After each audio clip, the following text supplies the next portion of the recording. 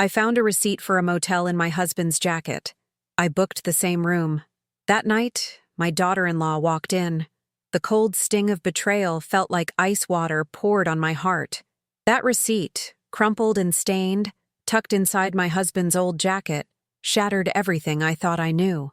Today, I'm going to tell you something I never thought I would share, and if for even a second this feels familiar, I only ask that you like this video and subscribe. It will help me keep opening my heart. My name is Elena, and I am 72 years old. For the past 47 years, I have lived in the same small apartment on East 115th Street in Harlem, New York. The walls are painted the same pale yellow they've always been, and the kitchen window looks out onto a narrow alley where pigeons nest between the fire escapes. Every morning, the smell of café con leche from Mrs. Rodriguez's kitchen downstairs mingles with the exhaust fumes from First Avenue. It's been my world, my sanctuary, my prison. 6 months ago, I began waking to a different kind of silence. Not the comforting quiet of early morning, but the hollow emptiness that comes when you realize you've been living a lie. The gray light that seeps through my bedroom curtains feels heavier now, weighted with questions I was too afraid to ask, and truths I was too tired to face. That morning started like any other. I was sorting through the hall closet, pulling out winter coats to take to the dry cleaner. My fingers brushed against the wool of Robert's old navy pea coat, the one he'd worn to work for 20 years before retiring. I remember buying it for him at Macy's downtown, saving for months to afford something that would keep him warm during those brutal New York winters. As I lifted it from the hanger, something crinkled in the inside pocket. My first thought was that he'd left a tissue or maybe an old receipt from the subway, but when I unfolded the small piece of paper, my hands began to tremble. Starlight Motel, Brooklyn, room 237, January 15th, paid in cash. I stared at that receipt for what felt like hours. The paper was worn soft at the edges, as if someone had handled it many times. The date was from 3 weeks ago, a Tuesday afternoon when Robert had told me he was going to visit his brother in Queens. I remembered that day clearly because my son Michael had canceled our dinner plans at the last minute. Again, the Starlight Motel wasn't a place you went by accident. It was the kind of establishment that rented rooms by the hour, tucked away on a forgotten stretch of Flatbush Avenue where the streetlights flickered and the neon signs promised discretion above all else. I knew this because 30 years ago, when I was working as a cleaning lady, I'd scrubbed floors in places just like it. I sat down heavily in my kitchen chair, the same vinyl seat I'd occupied for thousands of meals, and stared at the receipt until the numbers blurred. My coffee grew cold in my favorite mug, the one Michael had given me for Mother's Day when he was 12. "World's best mom," it said in fading pink letters. The irony tasted bitter on my tongue. For 47 years, Robert and I had shared everything. Our struggles, our dreams, our disappointments. We'd weathered his unemployment in the 80s, my mother's long illness, the financial strain of raising Michael in the city. We'd made love in this apartment, fought in this apartment, forgiven each other in this apartment. The walls had absorbed our entire married life. But this receipt belonged to a different story, one where I was just a character in the background while the real drama played out in room 237 of a Brooklyn motel. I tucked the receipt into my own pocket and continued with my morning routine. I made the bed with hospital corners the way my mother had taught me. I swept the kitchen floor. I watered the plants on the fire escape. But every mundane task felt different now, like I was playing a role in a movie about someone else's life. When Robert came home that evening, carrier bags of groceries in his arms, I studied his face for signs of guilt. But he looked the same as always, tired from his volunteer work at the community center, his silver hair mussed from the wind. He kissed my cheek and asked about my day, and I found myself answering normally, as if I hadn't spent 8 hours imagining him in the arms of another woman. That night, I lay awake listening to him breathe beside me. His sleep was peaceful, undisturbed by the storm raging in my chest. I counted the cracks in the ceiling, the same ones I'd been looking at for decades, and wondered how many other secrets were hidden in the spaces between us. The next morning brought a phone call from Carmen, my daughter-in-law. Her voice was saccharine sweet, the tone she used when she wanted something. "Elena, how are you, dear? I hope you're feeling well. Carmen had married my son 15 years ago in a ceremony that cost more than my annual salary. She was beautiful in the way that money could buy, all perfect teeth and highlighted hair and designer handbags. But her smile never reached her eyes, especially when she looked at me. Michael and I were wondering if you could help us with something, she continued, her voice dropping to a conspiratorial whisper. We're having some trouble with the mortgage payment this month. Just a temporary setback, you understand. Could you possibly lend us $3,000? We'll pay you back as soon as Michael's bonus comes through. I closed my eyes and leaned against the kitchen counter. This was the 4th time in 6 months they'd asked for money. The previous loans had been for car repairs, credit card bills, and Sophia's private school tuition. None of them had been repaid. I'll need to think about it, I said, the words feeling foreign in my mouth. I had never said no to my family before. There was a pause, then Carmen's voice turned cold. Well, don't think too long. The payment is due Friday. After she hung up, I sat in my living room surrounded by photographs of happier times. Michael as a baby in my arms, all chubby cheeks and toothless grins. Robert and me on our wedding day, young and hopeful in our thrift store clothes. The 3 of us at Coney Island when Michael was 7, cotton candy sticky on our fingers and salt air in our hair. But the photograph that drew my attention was from last Christmas. We'd gathered in Michael and Carmen's spacious apartment in Brooklyn Heights, their wealth evident in every gleaming surface and carefully chosen accessory. In the photo, I'm sitting alone on their white leather sofa while the rest of the family poses around their enormous Christmas tree. My smile looks forced, my shoulders hunched as if I'm trying to make myself smaller. That's when I began to see the pattern I'd been blind to for years. I was the family ATM, the reliable source of funds that never ran dry. I was the convenient grandmother who could babysit Sophia whenever they wanted to travel. I was the emotional dumping ground for their problems and frustrations. But I was never the priority, never the person they thought to include or consider or protect. I picked up the photograph and studied my own face, searching for the woman I used to be before I became so small and invisible. There were lines around my eyes that hadn't been there 5 years ago, a tiredness that went deeper than age. When had I stopped mattering to the people I loved most? That afternoon, I did something I hadn't done in years. I called in sick to my part-time job at the local grocery store and took the subway to Manhattan. I walked through Central Park, watching mothers push strollers and couples hold hands, and old men feed pigeons by the reservoir. The autumn air was crisp against my face, and for a few hours, I remembered what it felt like to exist just for myself. But reality was waiting when I returned home. Robert was sitting at the kitchen table, a stack of bills spread in front of him, his reading glasses perched on his nose, and there were new lines of worry around his mouth. Elena, we need to talk, he said without looking up. The heating bill is higher than expected, and Michael called about needing help with Sophia's school expenses. I think we should consider taking out a small loan against the apartment. I stared at him, this man I had loved for nearly 5 decades, and felt something cold settle in my chest. The apartment was the only thing we truly owned, the only security we had after a lifetime of hard work and careful saving, and he wanted to risk it for a son who saw us as nothing more than a source of emergency funding. No, I said quietly. Robert looked up in surprise. What? I said no. We're not taking a loan against our home. His face flushed red, the way it always did when he was frustrated. Elena, be reasonable. Michael is struggling and Sophia needs our help. We can't just abandon our family. When was the last time Michael visited us just to spend time together? I asked. When was the last time Carmen called to ask how we were feeling instead of how much money we could spare? When was the last time they included us in their plans instead of changing them the moment they found something better to do?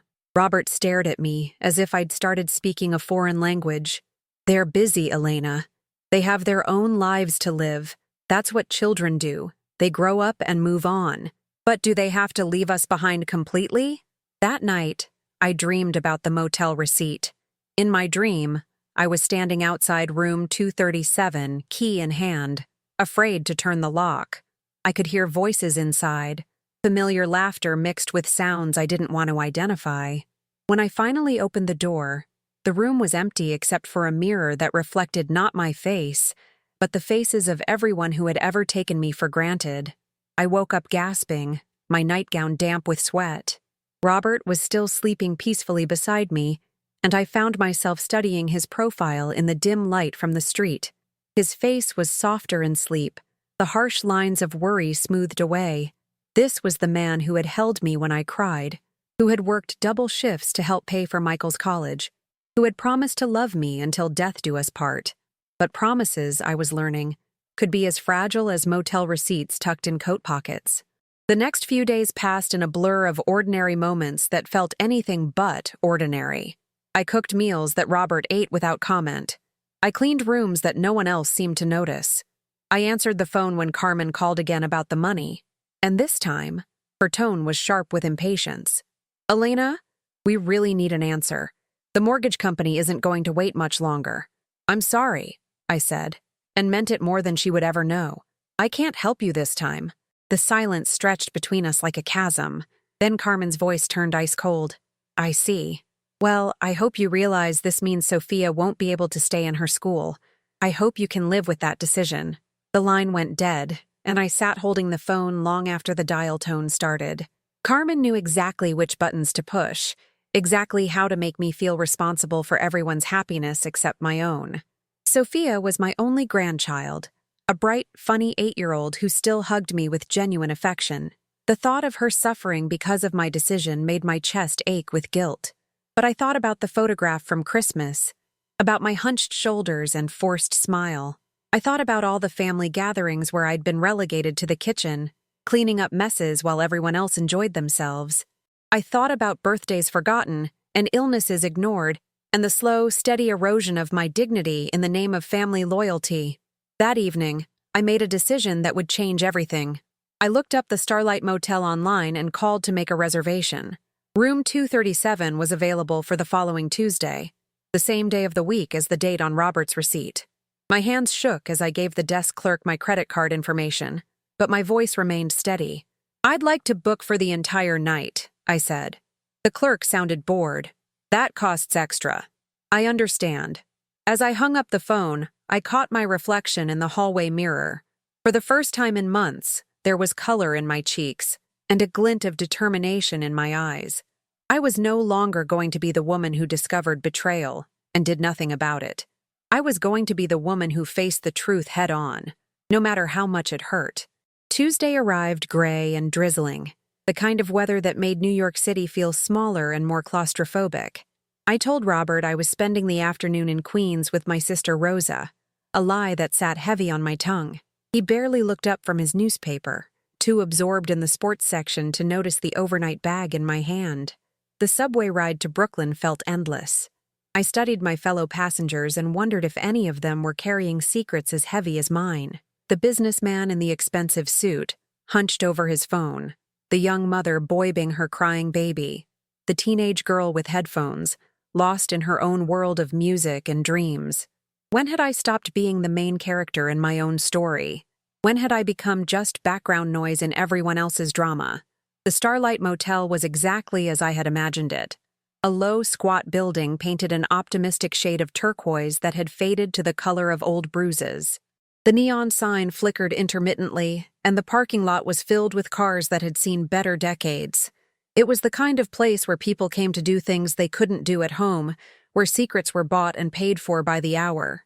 Room 237 was on the second floor, accessed by an external staircase that creaked under my feet. The carpeting in the hallway was worn thin and smelled of industrial disinfectant, mixed with years of human desperation. I fumbled with the key card, my hands trembling with a combination of fear and anticipation. The room was small and impersonal, decorated in shades of brown and beige that were probably meant to be soothing, but instead felt depressing. A double bed dominated the space, its comforter pulled tight with the kind of precision that spoke to frequent use and quick turnovers. There was a small table by the window, 2 mismatched chairs, and a television bolted to the dresser. I sat on the edge of the bed and tried to imagine Robert in this space. What had brought him here? Who had he met in this room? How long had this been going on? The questions circled in my mind like vultures, but I forced myself to focus on the task at hand. I had reserved the room not to torment myself with possibilities, but to confront whatever truth was hiding in the shadows of my marriage. I ordered Chinese food from a restaurant down the street and settled in to wait. The hours crawled by like wounded animals. I watched terrible daytime television and tried to read a romance novel I'd brought from home, but the words blurred together on the page. Every car door that slammed in the parking lot made my heart race. Every footstep in the hallway made me hold my breath. By 7 o'clock, I was beginning to think I had made a terrible mistake.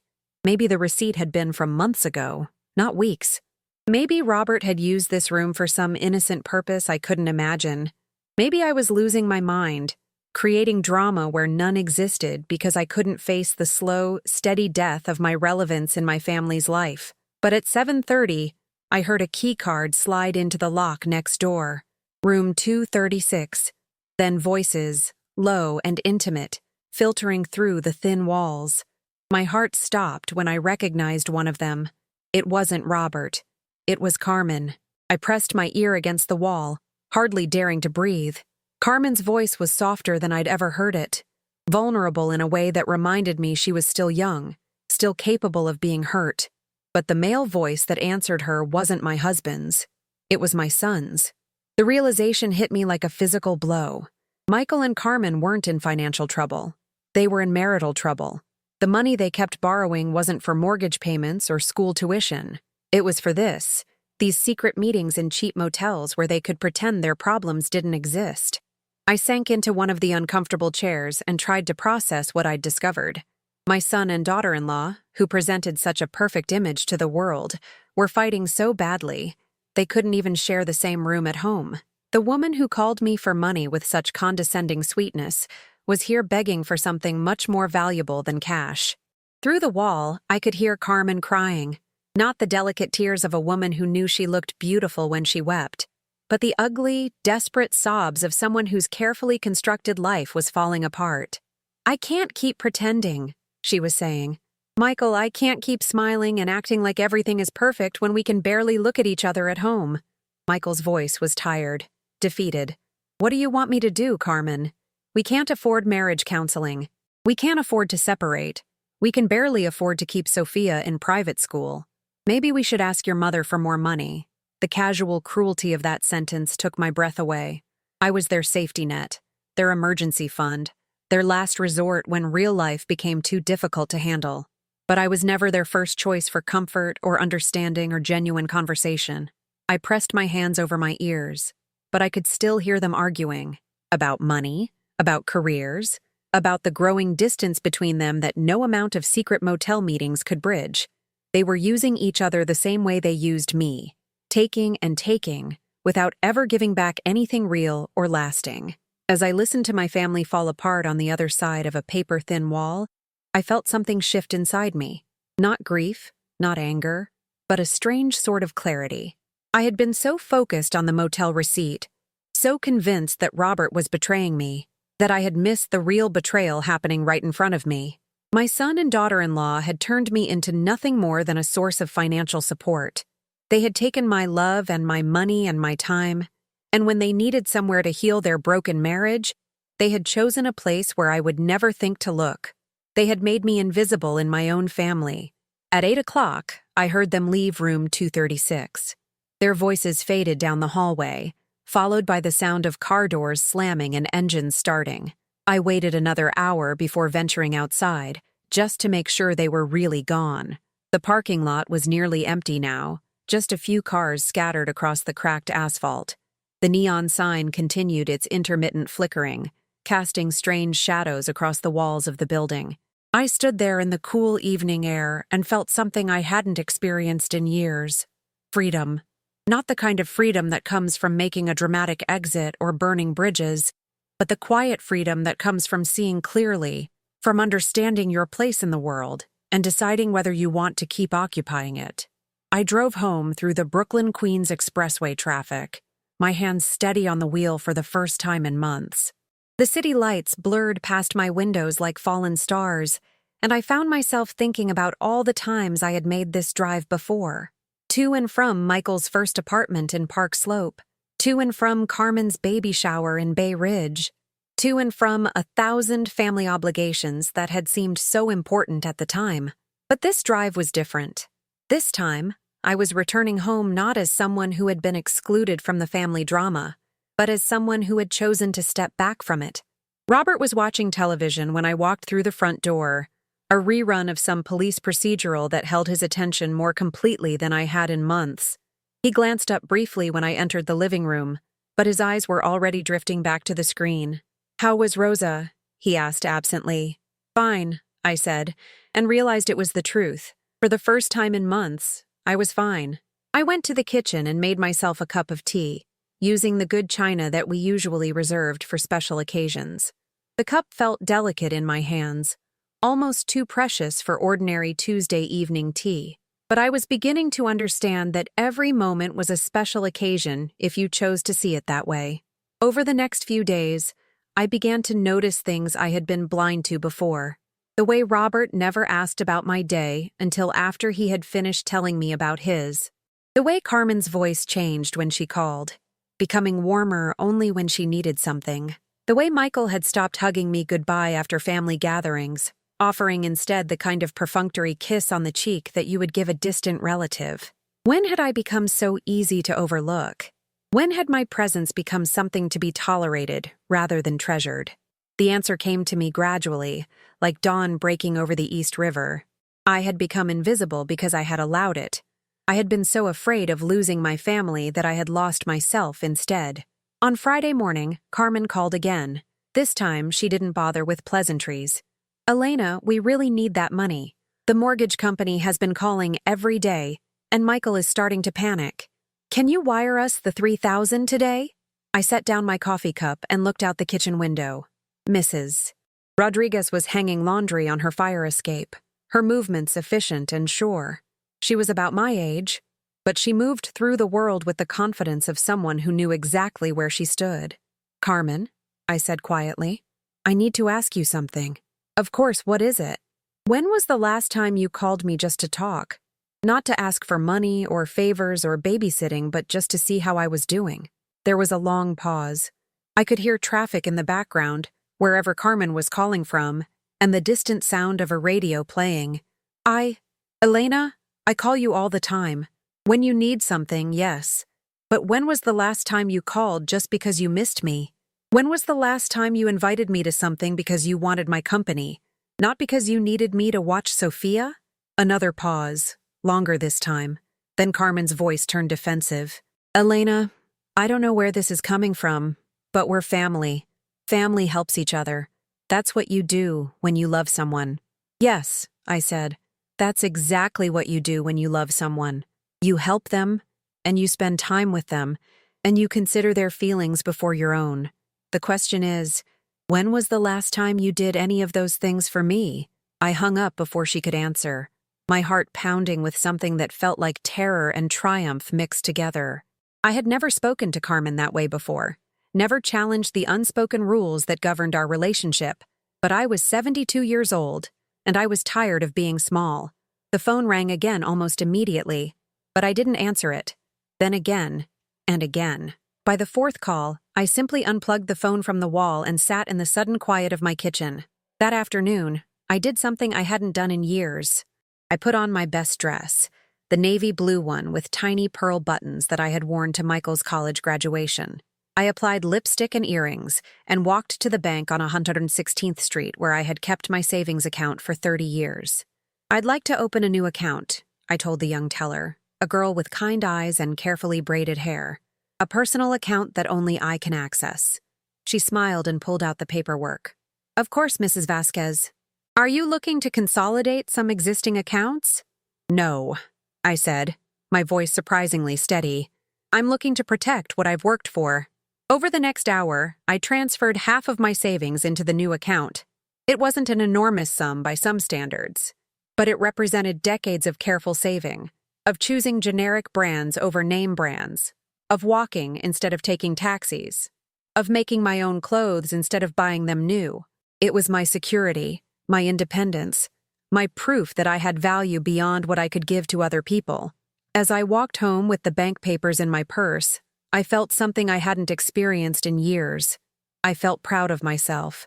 That evening, Robert emerged from his usual spot in front of the television long enough to notice that something had changed. Elena, you look different. Did you do something to your hair? I was still wearing the navy dress and the pearl earrings, still carrying myself with the dignity of a woman who had made an important decision about her life. I went to the bank today, I said. Oh? Everything all right with the account? I poured myself a glass of wine, something else I rarely did on ordinary weeknights. The ritual felt ceremonial, like I was toasting the woman I was becoming. I opened a new savings account. Just for me. Robert's attention sharpened with the kind of focus he usually reserved for bills and financial statements. What do you mean, just for you? Elena, we've always shared our finances. That's what married people do. Married people also share their time and their attention and their respect, I said. But I've been doing most of the sharing lately. He stared at me as if I had suddenly started speaking in tongues. What are you talking about? Instead of answering, I asked him a question that had been burning in my chest for days. Robert, when was the last time you told me I looked beautiful? What? Elena, what does that have to do with bank accounts? When was the last time you asked about my dreams, my fears, my hopes for the future? When was the last time you treated me like someone whose thoughts and feelings mattered as much as your own? Robert's face flushed red, the way it always did when he felt cornered. Elena, you're being ridiculous. We've been married for 47 years. We don't need to play romantic games at our age. I'm not asking for romantic games, I said quietly. I'm asking to be seen. That night, I lay awake thinking about the motel receipt that had started all of this. I still didn't know why Robert had been at the Starlight Motel, and I was beginning to realize it didn't matter. The receipt had been a symptom, not the disease. The real problem was that I had disappeared from my own life, had become so focused on holding my family together that I had let myself fall apart. The next morning brought an unexpected visitor. Sophia, my 8-year-old granddaughter, stood at my front door holding a small bouquet of flowers that looked like they had been picked from someone's front yard. Hi, abuela, she said, using the Spanish word for grandmother that she had learned from the other children in her school. Mom said you were sad, so I brought you flowers. I knelt down to her eye level. This beautiful child with Carmen's dark hair and Michael's stubborn chin. She was the only member of my family who looked at me with uncomplicated love, the only one who seemed to genuinely enjoy my company. Thank you, mija, I said, accepting the flowers with all the ceremony they deserved. They're beautiful. Would you like to come in and have some cookies? Sophia's face lit up. Can we make cookies instead? You always let me lick the spoon. For the next 2 hours, we baked chocolate chip cookies and talked about everything and nothing. Sophia told me about her best friend at school, about the book she was reading, about the hamster her teacher kept in the classroom. She asked me about my childhood in Puerto Rico, about the foods I had eaten and the games I had played. It was the kind of conversation I used to have with Michael when he was small, before life became complicated by mortgages and careers and the weight of adult disappointments. Sophia reminded me that family could be joyful, that love didn't always have to come with conditions and expectations. When Carmen arrived to pick her up, her face was carefully neutral, but I could see the tension around her eyes. Sophia, go wait in the car, she said. I need to talk to your grandmother. After Sophia skipped down the hallway, Carmen turned to me with the kind of controlled anger that comes from having to maintain appearances in public. Elena, I don't know what game you're playing, but it needs to stop. Michael is beside himself with worry about the mortgage. We could lose the apartment. I studied her face. This young woman who had married into my family 15 years ago and gradually made herself the center of its universe. She was beautiful, even when she was angry, even when she was manipulating the conversation to make me feel guilty for protecting my own interests. Carmen, I said gently, how much do you and Michael spend on restaurants each month? She blinked in surprise. What does that have to do with anything? It's a simple question. How much do you spend eating out? I don't know. Maybe $300 or $400. Why? And how much do you spend on clothes? On entertainment? On conveniences that make your life easier but aren't strictly necessary? Carmen's face was hardening with each question. Elena, we work hard for our money. We deserve to enjoy it. Yes, I said. You do. And so do I. But we're family. Family sacrifices for each other. You're right, they do. So, when was the last time you sacrificed something for me? When was the last time you gave up something you wanted because I needed help? Carmen stared at me as if I had asked her to solve a complex mathematical equation. The concept of sacrificing for my benefit was so foreign to her that she literally couldn't process the question. I need to go, she said finally. But this isn't over, Elena. Michael is going to call you tonight, and you need to think very carefully about what family means to you. After she left, I sat in my kitchen surrounded by the warm smell of fresh cookies and thought about what family meant to me. It meant Sophia's delighted laughter when she got to lick the mixing spoon. It meant the pride in Robert's voice when he introduced me to his friends, back in the days when he still bothered to include me in his social activities. It meant Michael's arms around my neck when he was small, whispering that he loved me more than all the stars in the sky. But it also meant phone calls that only came when money was needed. It meant holidays where I was relegated to the kitchen while everyone else celebrated. It meant birthdays forgotten and illnesses ignored, and the slow, steady erosion of my dignity in the name of love. True family, I was beginning to understand, was supposed to flow both ways. That evening, Michael called exactly as Carmen had predicted. His voice was tight with stress and barely contained frustration. "Mom, what's going on? Carmen said you were acting strange, asking weird questions about our spending habits. She said you refused to help us with the mortgage." I closed my eyes and pictured my son as he was now, a 40-year-old man with thinning hair and worry lines around his eyes, struggling to maintain a lifestyle that required constant financial juggling. But I also pictured him as he had been at 8 years old, the same age as Sophia, full of curiosity and affection and simple joy in being alive. "Michael," I said, "do you remember when you were little and you used to help me fold laundry? You would stand on a chair next to the kitchen table, and we would fold sheets together, and you would tell me about your day at school?" There was a pause. "Mom, what does that have to do with anything? Do you remember what we used to talk about? Your friends, your teachers, your dreams about what you wanted to be when you grew up. We would spend hours together, just talking and folding clothes and enjoying each other's company. Mom, I don't have time for a trip down memory lane right now. I need to know if you're going to help us or not." The bluntness of his question hit me like cold water. This was my child, the baby I had nursed through fevers and nightmares, the boy I had worked 3 jobs to support, and he was reducing our entire relationship to a simple transaction, my money for his temporary peace of mind. "Michael," I said quietly, "when was the last time you called me just to talk? Not because you needed something, but just because you wanted to hear my voice." "Mom, I'm busy. I work full-time. I have a family to take care of. I don't have time to just chat on the phone." "But you have time to call when you need money." The silence stretched between us like a chasm. I could hear traffic in the background, wherever Michael was calling from, and I wondered if he was at home with Sophia, or if he was somewhere else, somewhere secret where he could speak freely about what I was worth to him.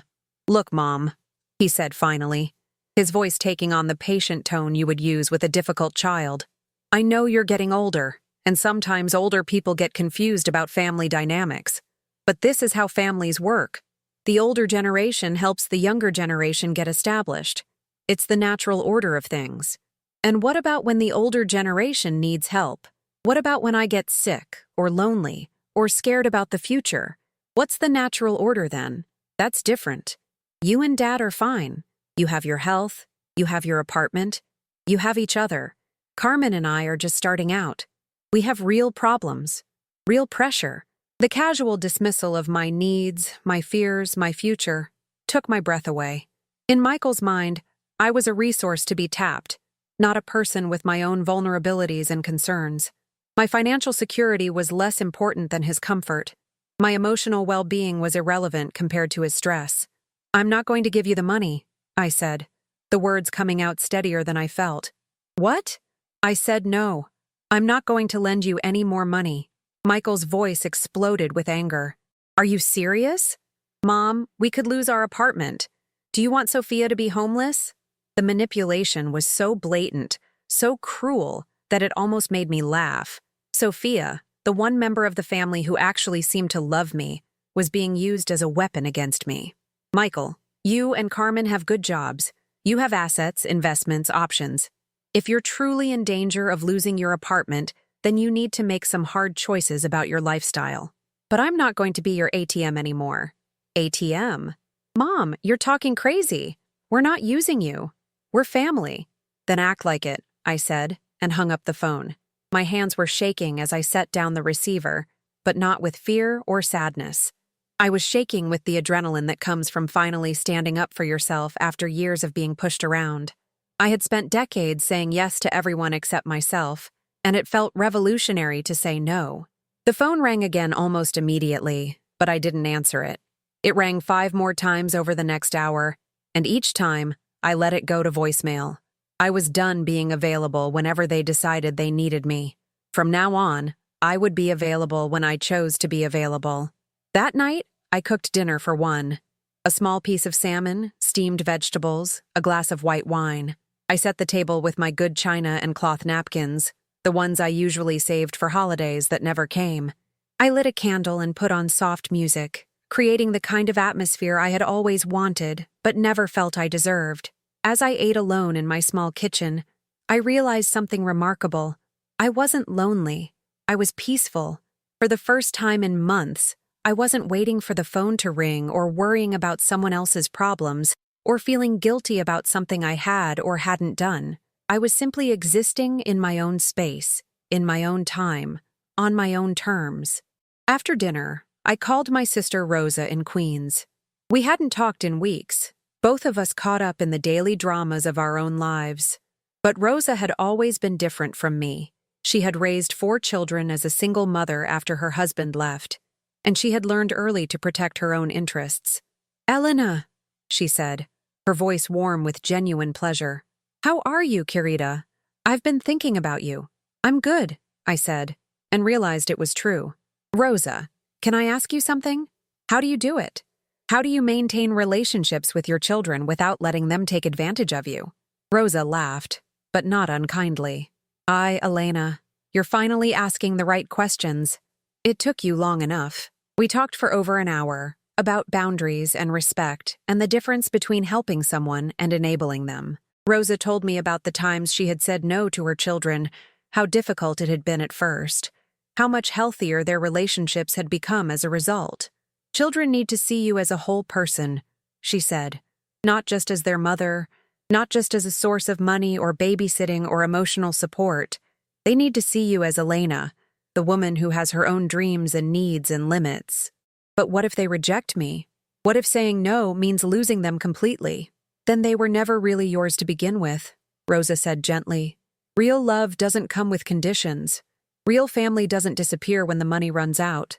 After we hung up, I sat in my living room looking at the family photographs that covered every available surface. Pictures of Michael's first steps, his high school graduation, his wedding day. Pictures of Sophia as a baby, chubby and happy in my arms. Pictures of Robert and me through the decades, growing older and grayer and more comfortable with each other. But I noticed something I hadn't seen before. In almost every recent photograph, I was positioned slightly apart from the group, as if I had been added to the composition as an afterthought. In pictures from family gatherings, I was often the only one not smiling naturally. I looked tired in many of them, overwhelmed, like someone who was working very hard to keep everyone else happy. When had I become so peripheral to my own family? When had my joy become less important than everyone else's comfort? I gathered up the photographs and put them in a box, not because I didn't treasure the memories, but because I needed to stop living in them. The woman in those pictures had done her best with the knowledge and strength she had at the time, but I was different now. I was stronger, clearer, more determined to create a life that honored my own worth. The next morning brought a surprise visit from Robert's brother, Uncle Frank, a man I had always liked but rarely saw. Frank was 2 years older than Robert, a retired plumber with calloused hands and a gift for seeing through other people's nonsense. "Elena," he said, settling into my kitchen chair with the familiarity of someone who had been part of the family for decades. "Robert sent me over to talk some sense into you. He says you're acting crazy, refusing to help Michael with his money problems." I poured Frank a cup of coffee and sat across from him at the small table where I had eaten thousands of meals, solved countless problems, and slowly lost sight of my own importance. "Frank, can I ask you something? In your opinion, what do I contribute to this family besides money? He looked surprised by the question. What do you mean? I mean, what value do I have to Robert, to Michael, to Carmen, beyond what I can afford to give them financially? What would they miss about me if I disappeared tomorrow, other than my ability to solve their cash flow problems? Frank was quiet for a long moment, stirring his coffee with the deliberate motions of a man who was thinking carefully about his answer. You know, Elena, he said finally, I've been watching this family for a lot of years, and I've seen you become smaller and smaller while everyone else got bigger and louder and more demanding. What do you mean? I mean, you used to have opinions. You used to laugh at Robert's bad jokes and tell him when he was wrong about something. You used to have friends, hobbies, things that made you happy that had nothing to do with taking care of other people. He was right, and the truth of it hit me like a physical blow. I couldn't remember the last time I had done something purely for my own enjoyment. I couldn't remember the last time I had expressed an opinion that contradicted someone else's preferences. I had become so focused on maintaining family harmony that I had forgotten I was supposed to be part of the harmony, not just the person responsible for creating it. Frank, I said, do you think I'm wrong to say no to them? Hell no, he said, with more emphasis than I had expected. Elena, I've watched you give and give and give until there was nothing left of you, and I've watched them take and take and take like it was their God-given right. It's about time you remembered that your money is yours, and your time is yours, and your energy is yours to spend however you choose. But Robert says I'm being selfish, Frank snorted. Robert's been taking you for granted for so long, he's forgotten what it feels like to actually earn your affection. Maybe a little selfishness is exactly what you need. After Frank left, I spent the afternoon doing something I hadn't done in years. I went shopping for myself, not for groceries or household necessities or gifts for other people, but for things that would make me happy. A new book by an author I'd been wanting to read. A silk scarf in a deep blue that complemented my eyes. A small plant for my kitchen windowsill, something green and growing to remind me that it was never too late for new life. The saleswoman at the bookstore was about my age, with silver hair and laugh lines around her eyes. She recommended another book by the same author, and we ended up talking for 20 minutes about stories and characters and the pleasure of getting lost in someone else's world. It's never too late to discover something new about yourself, she said as she rang up my purchases. I didn't start reading mystery novels until I was 70, and now they're my greatest joy. Walking home with my shopping bags, I felt something I hadn't experienced in years. Anticipation. I was looking forward to reading my new books, to wearing my new scarf, to watching my new plant grow in the morning sunlight. I was looking forward to my own life. That evening, Robert was waiting for me when I came home. He was sitting at the kitchen table with the stern expression of a man who had decided to take charge of a situation that had gotten out of hand. Elena, we need to talk. This has gone far enough. I set down my shopping bags and poured myself a glass of water, taking my time, refusing to be rushed into a conversation I wasn't ready to have. What exactly has gone far enough, Robert? This whole performance. Refusing to help Michael, opening secret bank accounts, acting like we're strangers instead of husband and wife. I don't know what's gotten into you, but it needs to stop. I looked at this man I had loved for nearly 5 decades, and I felt something shift inside me. Not anger exactly, but a kind of clear-eyed assessment of what our relationship had become. Robert, I said, when was the last time you told me you loved me without it being a response to something I had done for you first? He blinked in confusion. What kind of question is that? It's a simple question.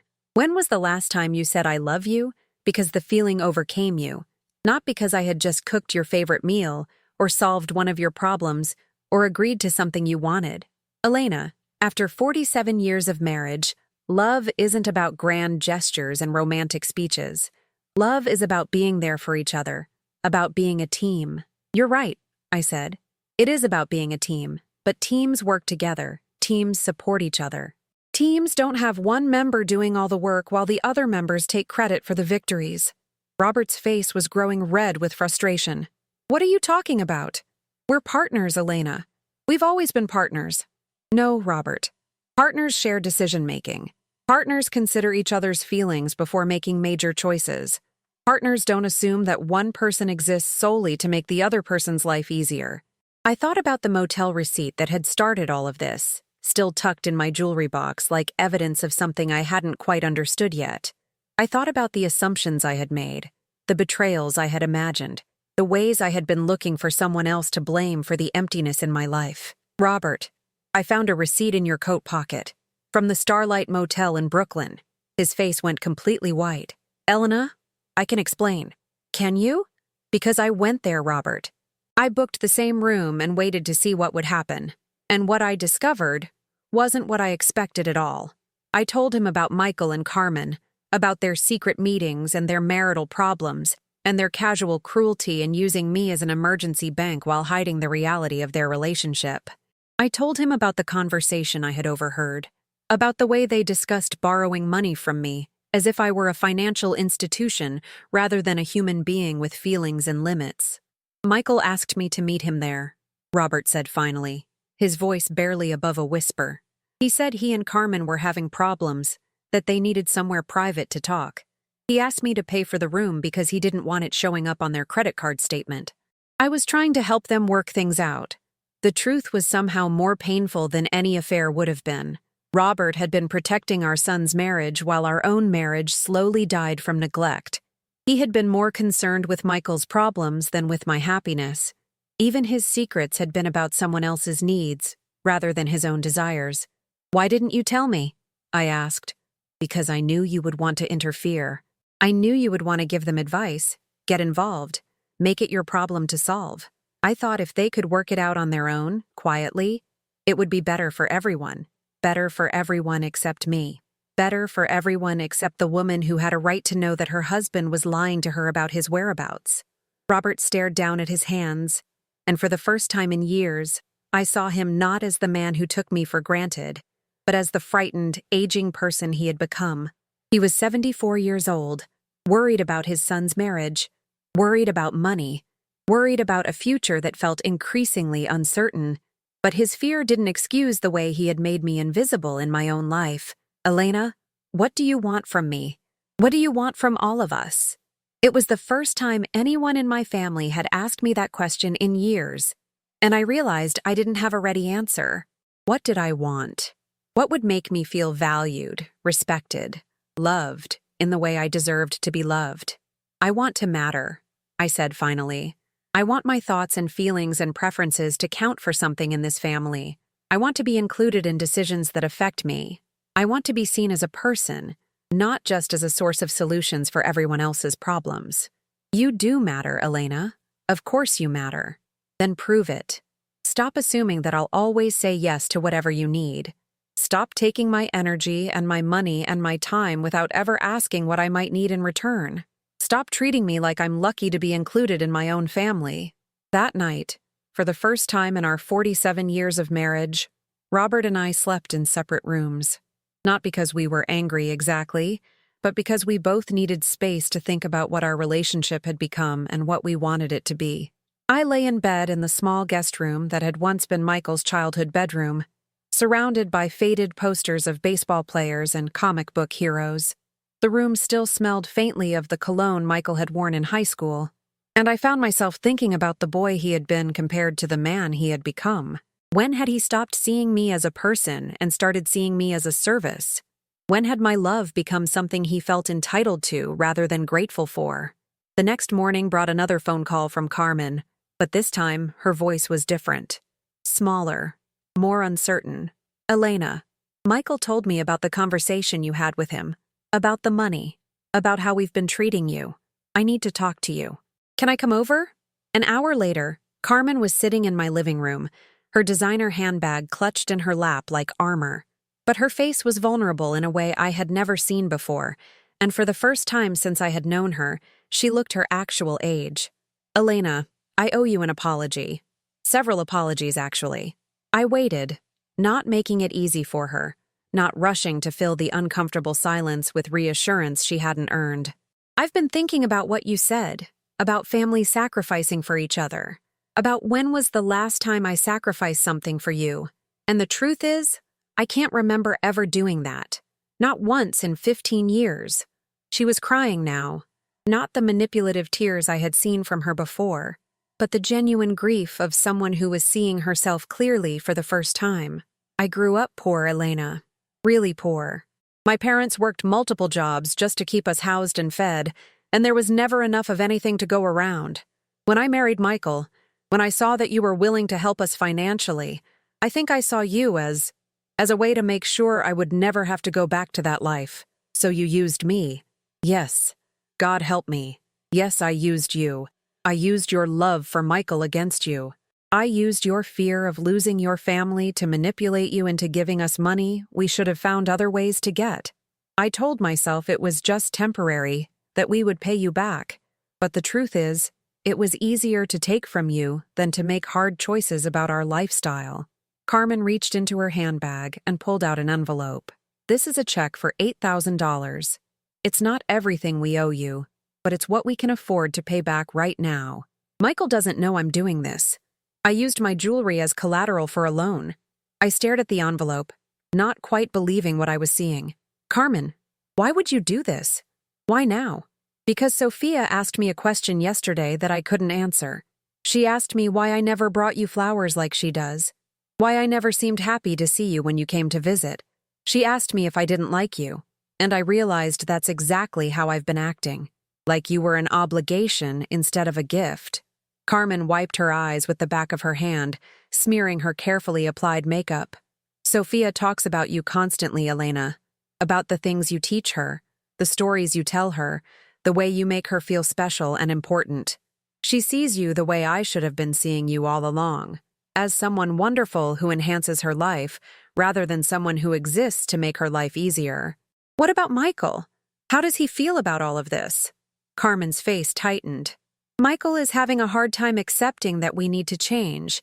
He's used to things being easy, used to having you as a safety net.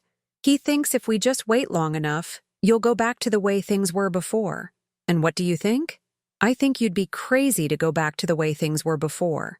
I think you've been invisible for so long that we forgot you were a real person with real feelings. And I think we need to earn your love back, not just expect it because we're family. After Carmen left, I sat in my kitchen holding the envelope she had given me. $8,000 represented months of careful saving on their part, genuine sacrifice of the kind I had been making for them for years. But more than the money, it represented something I hadn't dared to hope for, recognition of my worth. That afternoon, I called Sophia and invited her to spend the weekend with me, not because Carmen and Michael needed a babysitter, but because I enjoyed her company and wanted to share some of my favorite places in the city with her. Can we go to the Museum of Natural History? She asked breathlessly. And can we ride the subway by ourselves? And can we get ice cream for breakfast if we want to? We can do whatever makes us happy, I said, and meant it more than I had ever meant anything in my life. That weekend with Sophia reminded me of who I used to be before I became so worried about everyone else's happiness that I forgot about my own. We explored the dinosaur exhibits and planetarium shows like fellow adventurers. We ate ice cream in Central Park and fed ducks by the reservoir and talked about everything from school dramas to her dreams about becoming a veterinarian. Abuela, she said as we walked hand in hand through the park, are you happier now than you used to be? The question caught me off guard. What do you mean, mija? I mean, you smile more now, and you laugh at my jokes even when they're not very funny. You seem like you're having more fun being yourself, out of the mouths of babes. This 8-year-old had noticed something that the adults in my life had been blind to for years. I had been performing the role of Elena instead of actually being Elena. Yes, I said. I am happier now than I used to be. Good, she said simply. I like you better when you're happy. Over the following weeks, my relationship with my family began to shift in ways both subtle and profound. Robert started asking about my day before telling me about his. Michael called twice just to chat, with no requests for money or favors attached. Carmen began including me in family plans rather than asking me to accommodate theirs. The changes were small at first, almost imperceptible, but they added up to something significant. I was becoming visible again in my own life. Not everything was perfect. There were still moments of tension, still conversations where old patterns threatened to reassert themselves. Michael struggled with the new boundaries I had set, occasionally testing to see if my resolve had weakened. Robert sometimes forgot that my time and energy weren't infinitely available to serve his needs, but something fundamental had shifted. I was no longer the family's emergency contact, the person who could be counted on to say yes, regardless of the cost to myself. I was Elena, a woman with her own interests, her own limits, her own right to be treated with respect and consideration. 3 months after the motel receipt changed everything, I made a decision that surprised everyone, including myself. I enrolled in a painting class at the community center near my apartment. I had always loved art, but had never had the time or energy to pursue it seriously. There had always been someone else's needs to meet, someone else's crisis to solve, someone else's happiness to prioritize over my own creative desires. But now, every Tuesday and Thursday evening, I set up an easel in a bright room filled with other women my age who had decided it was never too late to discover new parts of themselves. We painted still lifes and landscapes and abstract expressions of emotions we were just learning to name. My first painting was terrible, a muddy-colored attempt at capturing the view from my kitchen window. But it was mine, created by my hands to express my vision of the world. And that made it beautiful in a way that had nothing to do with technical skill. "Elena, you're glowing," Robert said one evening as I cleaned paint from my fingernails at the kitchen sink. "I'm happy," I said, and realized it was completely true. "I can see that, and I have to admit, I like seeing you this way. I had forgotten how beautiful you are when you're excited about something." It was a small comment, but it meant everything to me. Robert was seeing me again, not just as his wife or Michael's mother or the family problem solver, but as Elena, a woman worth looking at and listening to and loving. That night, he asked if he could see my paintings someday, and the genuine interest in his voice made my heart flutter in a way it hadn't in years. The Tuesday evening before Thanksgiving, something happened that crystallized everything I had learned about family and love and my own worth. I was at my painting class, working on a portrait of Sophia from memory, when my phone buzzed with a text message from Michael. "Mom, emergency. Carmen's in the hospital. Nothing serious, but can you come watch Sophia overnight?" My first instinct was the old familiar panic. Drop everything. Rush to solve the crisis. Put everyone else's needs before my own without question. But I made myself pause, made myself think before reacting. I texted back, "Is Carmen okay? What happened?" "She fainted at work. Probably just exhaustion, but they want to keep her overnight for observation. I need to stay with her, and Sophia shouldn't be alone." I looked around the art studio at my classmates, all focused on their canvases, all engaged in the simple pleasure of creating something beautiful. I looked at my own painting, Sophia's face taking shape under my brush, her eyes bright with the intelligence and joy that made her such a delight to spend time with. "I'll finish class and be there by 9. I texted back, "Give Carmen my love." It was a small choice, but it represented a seismic shift in how I prioritized my own life. The old Elena would have abandoned her painting class immediately, apologizing profusely for the inconvenience I was causing my instructor and classmates. But the new Elena finished her painting first, because my happiness mattered too. When I arrived at Michael and Carmen's apartment an hour later, Sophia ran into my arms with the kind of enthusiasm that reminded me why family could be worth fighting for. "Abuela, Mom fell down at work, but Dad says she's going to be okay. Can we make pancakes for dinner?" "We can make whatever you want, mija," I said, breathing in the sweet scent of her shampoo and feeling the solid weight of her small body against mine. Over pancakes and hot chocolate, Sophia told me about her day at school, about the boy who pulled her hair because he liked her, about the science project she was working on about butterflies. She showed me her homework and asked for help with a math problem that challenged us both. It was the kind of ordinary evening that had once felt like a burden, another demand on my time and energy, but now it felt like a gift. Time with this remarkable little person who saw me clearly and loved me unconditionally. As I tucked Sophia into bed that night, she looked up at me with serious eyes. "Abuela, are you still mad at Mom and Dad?" The question caught me off guard. I had thought we had shielded her from most of the family tension, but children see more than adults give them credit for. "I was never mad, mija, exactly. I was sad that they forgot I have feelings too, but we're working on remembering how to be kind to each other. Good, she said sleepily. I don't like it when families fight. It makes my stomach hurt. As I watched her drift off to sleep, I made a silent promise to this beautiful child. I would never again allow my family relationships to become so toxic that they affected her sense of security. Whatever work needed to be done to heal the wounds between us, I would do it with love and patience and her well-being in mind. The next morning, Michael called to say Carmen was being discharged and would be home by noon. His voice was tired but relieved, and for the first time in our recent conversations, he sounded like my son rather than someone who was managing a difficult situation. Mom, I can't thank you enough for staying with Sophia. I know things have been complicated between us lately. Michael, I said gently, you don't have to thank me for loving my granddaughter. Spending time with Sophia is never a burden. I know that. But I also know that it used to be something you did because you had to, because we asked you to, because it was expected. Last night felt different somehow, like you were here because you wanted to be. He was more perceptive than I had given him credit for. You're right. It did feel different, because I chose to be here instead of being pressured into it.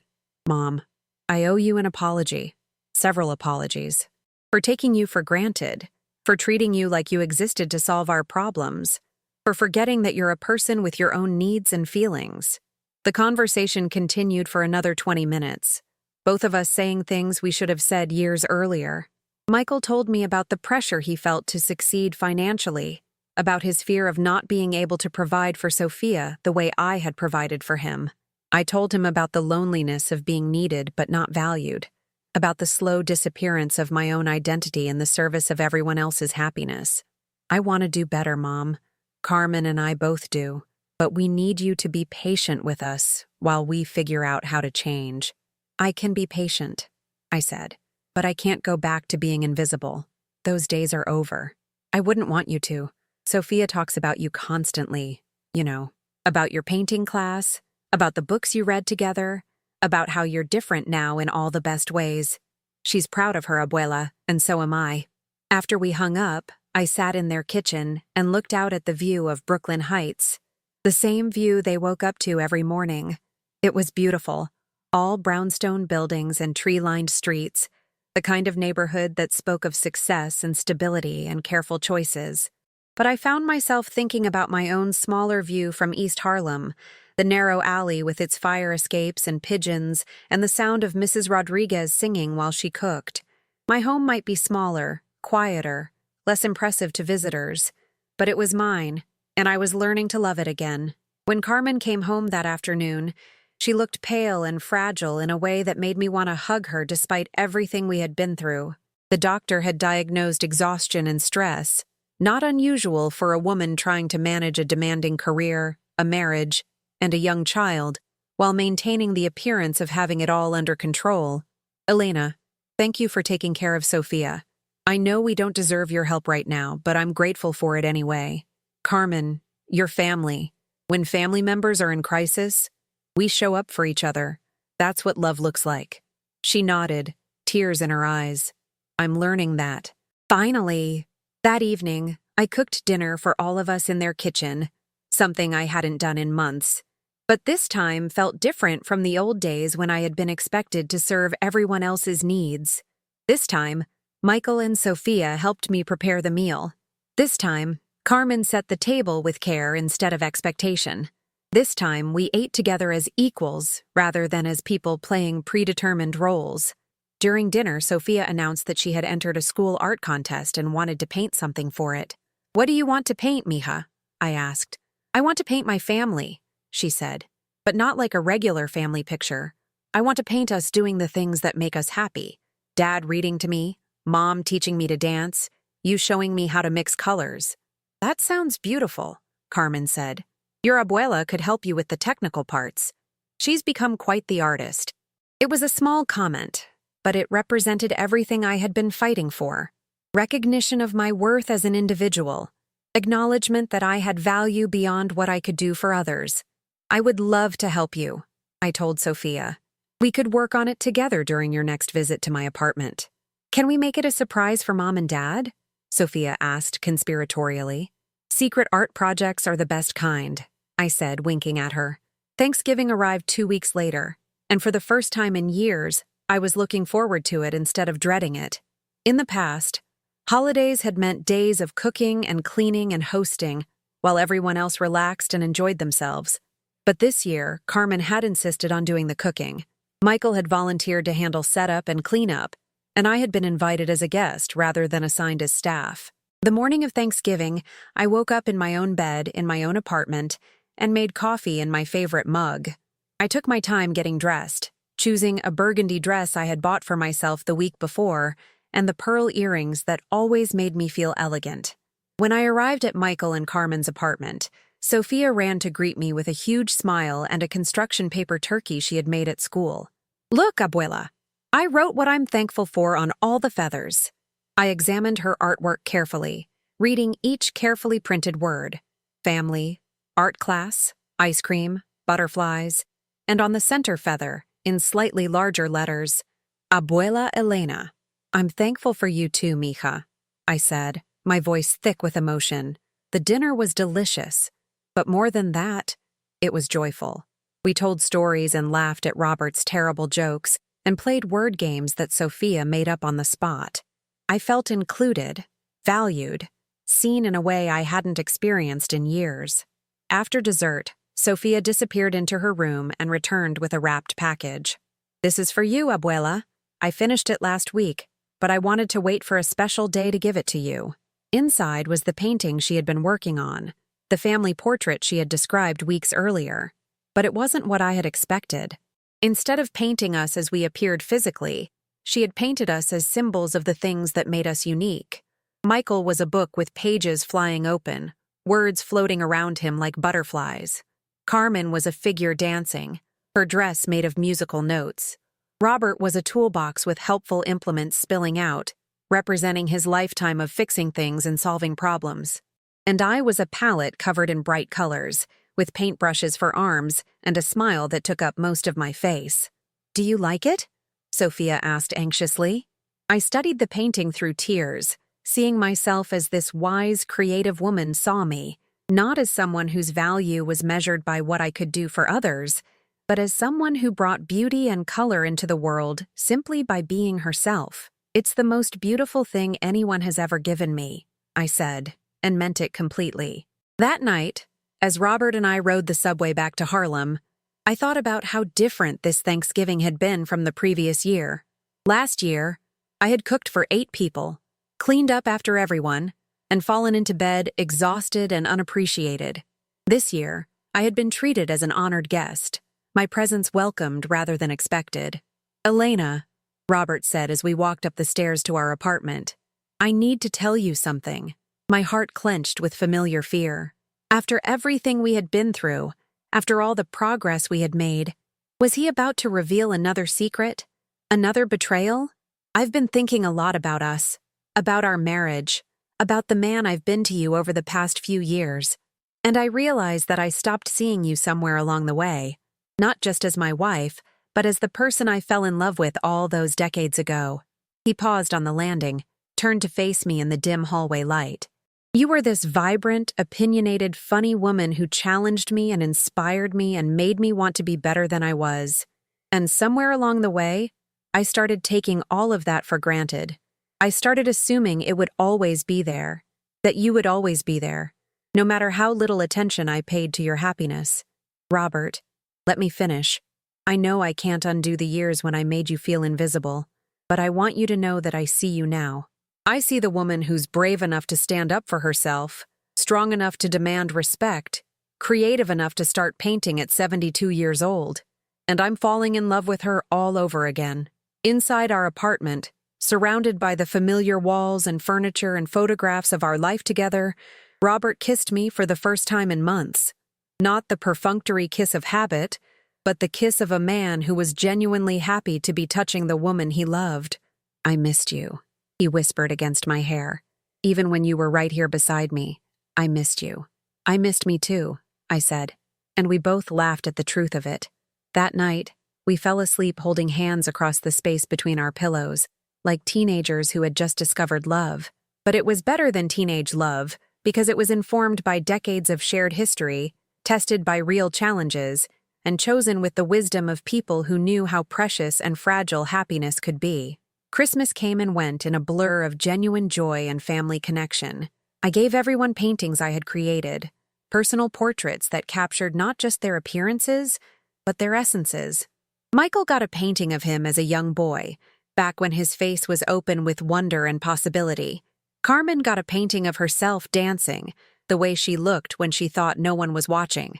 Sophia got a painting of herself feeding ducks in Central Park, surrounded by all the colors of autumn. And Robert got a painting of the two of us as we were now. Older, grayer, marked by time and experience, but holding hands and looking toward a horizon full of light. "It's beautiful, Elena," he said, his voice thick with emotion. "Is this how you see us?" "It's how I hope we can be," I said. "Two people who've learned how to love each other better." In return, my family gave me gifts that showed they had been paying attention to who I was becoming. Robert gave me a deluxe set of art supplies and an easel for our living room. Michael gave me a subscription to an art magazine and a promise to visit my painting exhibitions whenever I felt ready to show my work publicly. Carmen gave me a beautiful journal for recording my thoughts, my dreams, my observations about this new life I was creating. And Sophia gave me a handmade coupon book. Good for one painting lesson, good for one ice cream adventure, good for one story about when you were little, good for one hug whenever you need it. "These never expire," she told me seriously. "You can use them anytime you want, even when I'm a grown-up." As I looked around at my family that Christmas morning, I realized something profound had happened over the past year. We had all changed, grown, learned to see each other more clearly. But more importantly, I had learned to see myself clearly. I was no longer the woman who disappeared into other people's needs. I was Elena, artist, grandmother, wife, friend, whole person. The story of the motel receipt had ended not with betrayal and divorce, but with renewal and reconnection. I had discovered that the person I needed to rescue was myself, and the prison I needed to escape was the one I had built from a lifetime of saying yes when I meant no. 6 months after finding that crumpled piece of paper in Robert's coat pocket, I was a different woman living a different life within the same 4 walls. My apartment looked different now, brightened by paintings and plants and the accumulated evidence of someone who had remembered how to pursue joy. My relationships looked different, built on mutual respect rather than one-sided obligation. Most importantly, I looked different to myself, valuable not for what I could provide others, but for who I was as an individual human being. The woman who had found that receipt had been drowning slowly, so gradually that she hadn't noticed the water rising around her. But the woman I had become was swimming strong, no longer afraid of the depth or the current, confident in her ability to navigate whatever waters lay ahead. 1 year later, I was preparing for my first art show, a small exhibition at the community center where I took classes. It wasn't a grand gallery opening, just a chance for local artists to share our work with friends and neighbors. But it represented something enormous to me, the public declaration that I existed as more than just someone's wife, mother, or grandmother. The painting I chose as the centerpiece was titled Room 237, an abstract representation of transformation and renewal. It showed a dark, cramped space opening into bright, limitless sky. Most viewers would see it as a generic symbol of hope and possibility, but I would always know it as the story of how I found myself in the last place I expected to look. Robert hung the paintings for me, his hands steady and sure as he positioned each piece with care. Michael and Carmen arrived early with flowers and genuine enthusiasm for my work. Sophia wore her best dress and appointed herself the official greeter, shaking hands with visitors and explaining that her abuela was the most talented artist in New York City. As I stood in that room surrounded by my paintings and my family and my newfound sense of self, I thought about all the women who might be listening to my story, women who had lost themselves in the service of others, women who had become invisible in their own lives, women who believed their worth was measured only by what they could give rather than who they were. I wanted them to know that it was never too late to reclaim your identity, never too late to set boundaries, Never too late to demand respect from the people who claim to love you. Never too late to discover that you are whole and valuable and worthy of joy. The motel receipt that had shattered my assumptions about my marriage had ultimately saved me from a life of quiet desperation. It had forced me to confront the truth about my family relationships and my own role in allowing them to become so unbalanced. Most importantly, it had given me the push I needed to remember that I was the author of my own story, not just a supporting character in everyone else's drama. As the evening wound down and the last visitors left the exhibition, Sophia tugged on my dress and looked up at me with serious eyes. "Abuela, are you happy now?" I knelt down to her level and took her small hands in mine, these hands that had learned to hold paintbrushes as confidently as they once held cleaning rags and checkbooks. "Yes, mija. I am very happy now." "Good," she said, satisfied. "You deserve to be happy." Out of the mouths of babes. This 8-year-old understood something it had taken me 72 years to learn. That happiness wasn't selfish. That self-care wasn't selfishness. That I deserved to be treated with the same love and consideration I had spent a lifetime giving to others. That night, Robert and I walked home through the streets of Harlem hand in hand, past the bodega where I used to work, past the church where we were married, past the school where Michael had learned to read. The neighborhood looked the same as it had for decades, but I saw it differently now.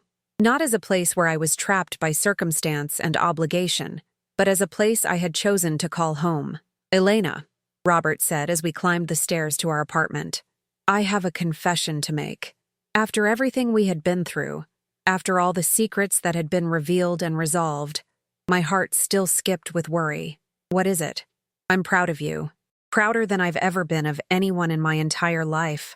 Not just because of your paintings, though they're beautiful, but because of who you've become, the strength you've shown, the way you've transformed our entire family by refusing to settle for less than you deserved."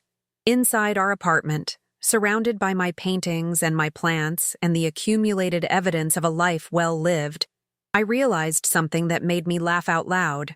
"What's so funny?" Robert asked. "I was just thinking about that motel receipt, about how terrified I was when I found it. I thought it was going to destroy my life. Instead, it saved my life. How do you figure? Because it forced me to stop living everyone else's story and start living my own." Robert smiled and pulled me close, and I felt the solid warmth of a love that had been tested and proven worthy. Not perfect, not without its challenges, but real and mutual and built on the foundation of two people who had learned to see each other clearly. "I love your story, Elena Vasquez," he said, "and I can't wait to see what happens in the next chapter." As I drifted off to sleep that night in my own bed, in my own home next to the man I had chosen to love for better and worse, I thought about all the women who might be lying awake at that very moment, feeling invisible, undervalued, taken for granted by the families they had devoted their lives to serving. I wanted them to know that change was possible at any age, that it was never too late to reclaim your power, your dignity, your right to be seen and heard and respected, that the people who truly loved you would rise to meet your higher expectations, and the people who didn't weren't worthy of the love you had been pouring into them. Most importantly, I wanted them to know that they were already enough, already valuable, already deserving of every good thing life had to offer. They didn't need to earn love through service or sacrifice. They didn't need to shrink themselves to make others comfortable. They didn't need permission to take up space in their own lives. The story of Room 237 had taught me that sometimes the biggest betrayals lead to the greatest liberations. Sometimes losing what you thought you had helps you discover what you actually need. Sometimes the scariest moments become the doorways to the most beautiful chapters of your life. I had started that year as a woman who existed primarily to serve others' needs.